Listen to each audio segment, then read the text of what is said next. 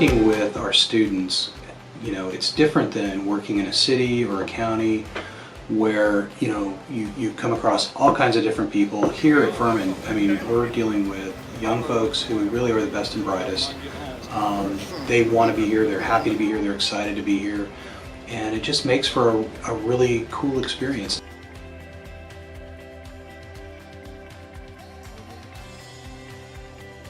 The police department does not benefit monetarily from fines or parking fees that are collected.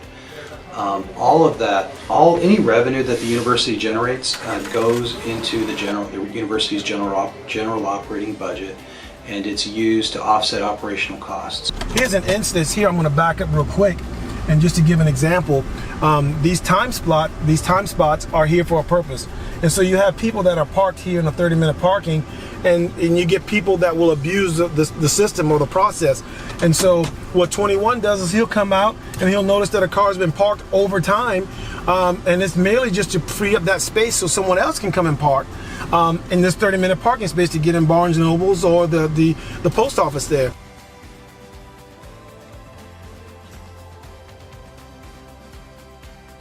Community police, and what community policing is just primarily getting in the community, getting to know who's with us, the students, and just letting them know that we're here for them primarily. Our primary focus is of course for their well-being, but also just just be able to chat and hang out with them. I used to be a youth ministry for 7 years, and it gives me a different perspective of youth and their mindset, and actually dealing with a lot of youth as I have, it just really gives me a ground level understanding and perspective of the things that they're dealing with.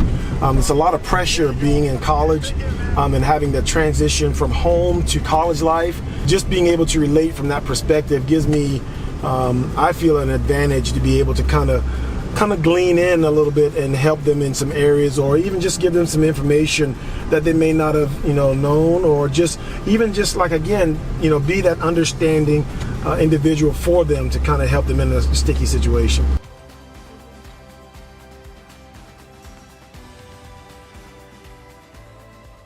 In Lakeside, there's a particular area of housing. It's not in use anymore, but it's called Ant Hall.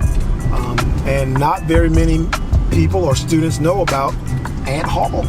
And so we're going to take a look inside of Ant Hall so you get a bird's eye view of an area that not many people have access to or even know about here on Furman.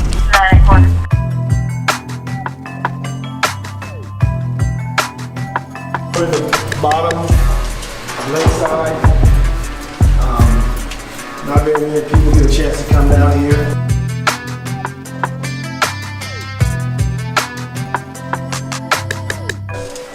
Ant Hall. There's no lights down here, so I'll take my flashlight out and maybe you can just see a little bit more. This was an old game room. Yeah, here we go.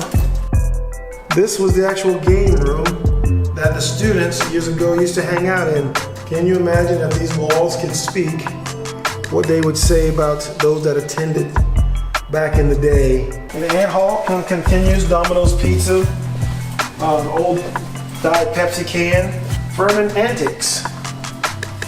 Might be a good project to look up and see what that Furman Antics was about.